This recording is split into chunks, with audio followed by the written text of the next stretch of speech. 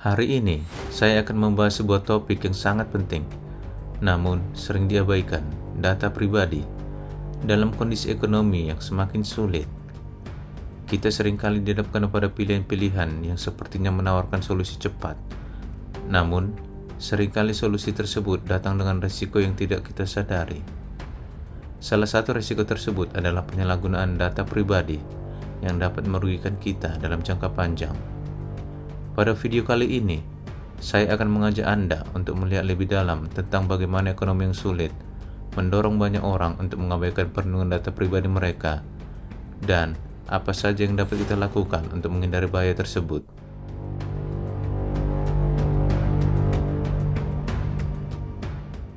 Keadaan ekonomi saat ini sangat menantang.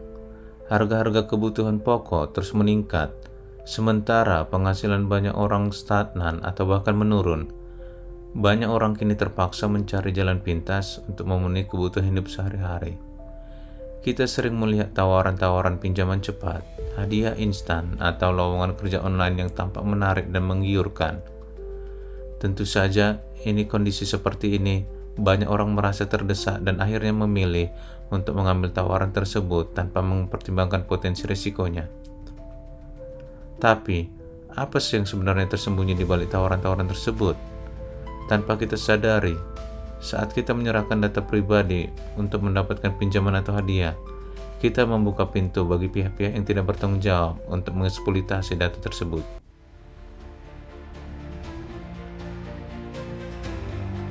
Sebelum melangkah lebih jauh, mari kita bahas dulu apa itu data pribadi. Data pribadi adalah segala informasi yang dapat digunakan untuk mengidentifikasi seseorang, baik secara langsung maupun tidak langsung. Ini mencakup nama lengkap, alamat, nomor telepon, email, bahkan foto pribadi, dan nomor identitas seperti KTP atau nomor rekening bank. Kenapa data pribadi begitu penting? Di dunia digital yang semakin berkembang, data pribadi kita menjadi aset berharga bagi banyak pihak, baik yang memiliki niat baik maupun yang berniat jahat. Ketika data kita jatuh ke tangan yang salah, akibatnya bisa sangat merugikan. Misalnya, penipuan identitas, pemalsuan dokumen, hingga pencurian uang melalui aplikasi pinjaman ilegal. Oleh karena itu, melindungi data pribadi bukan hanya soal menjaga privasi, tetapi juga soal menghindari kerugian finansial yang bisa sangat besar.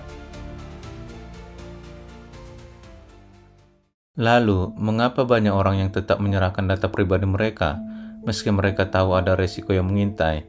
Salah satu alasan utamanya adalah tekanan ekonomi. Ketika seseorang merasa terpojok secara finansial, mereka seringkali tidak memiliki banyak pilihan. Tawaran pinjaman yang menjanjikan uang cepat atau hadiah yang menarik menjadi sangat menggoda. Tidak jarang orang terjebak dalam situasi di mana mereka merasa tidak ada pilihan lain selain mengikuti tawaran tersebut. Mereka berpikir, saya hanya akan meminjam sedikit atau saya hanya mengisi data KTP. Apa bahayanya? Padahal, data yang mereka berikan bisa digunakan untuk mengakses lebih banyak informasi pribadi yang lebih berharga lagi, yang akhirnya dapat disalahgunakan. Banyak orang kurang pengetahuan tentang bahaya digital. Dalam dunia yang serba cepat dan penuh dengan informasi, seringkali kita terburu-buru mengambil keputusan tanpa mengevaluasi secara cermat.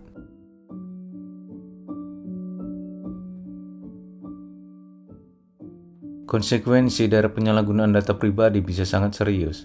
Pencurian identitas adalah salah satu dampak paling merugikan yang dapat terjadi. Data yang sudah bocor bisa digunakan untuk mengambil pinjaman atas nama kita, atau bahkan membuka rekening bank baru yang bisa disalahgunakan. Selain itu, kita juga berisiko menjadi korban penipuan online. Penipu bisa memanfaatkan data kita untuk menipu teman-teman atau keluarga kita dengan menyamar sebagai kita. Banyak orang yang tidak menyadari betapa besar dampak kehilangan kontrol atas data pribadi mereka. Bayangkan, jika identitas kita digunakan untuk mengambil pinjaman yang tidak kita buat, kita akan berurusan dengan utang yang tidak pernah kita pilih, dan bahkan bisa terjerat masalah hukum. Jadi, apa yang bisa kita lakukan untuk melindungi diri kita dari bahaya penyalahgunaan data pribadi? Berikut adalah beberapa langkah yang harus kita ambil. 1. Berhati-hatilah dengan aplikasi atau situs web yang tidak jelas. Pastikan untuk memeriksa ulasan dan rating sebelum mengunduh aplikasi atau mendaftar di situs. 2. Gunakan kata sandi yang kuat dan aktifkan verifikasi 2 langkah di setiap akun yang penting. 3. Jangan pernah memberikan foto KTP atau informasi pribadi lainnya kepada pihak yang tidak dapat dipercaya, meskipun mereka menawarkan keuntungan instan. 4. Mewaspadai tawaran yang terlalu bagus untuk jadi kenyataan, seperti hadiah besar atau pinjaman mudah tanpa proses verifikasi yang jelas. 5. Selalu periksa dan evaluasi aplikasi atau platform yang meminta data pribadi. Apakah mereka memiliki izin yang sesuai dengan regulasi perlindungan data pribadi? Di dunia yang semakin digital ini, menjaga data pribadi kita adalah tanggung jawab bersama. Kita harus selalu waspada dan bijaksana dalam mengambil keputusan, terutama ketika itu melibatkan informasi pribadi kita. Keadaan ekonomi memang bisa mendorong kita untuk mencari jalan pintas, namun jangan sampai kita mengorbankan data pribadi kita hanya demi keuntungan sesaat. Lindungi data pribadi Anda karena itu adalah aset yang lebih berharga daripada yang Anda kira. Terima kasih sudah meluangkan waktu untuk menonton video ini.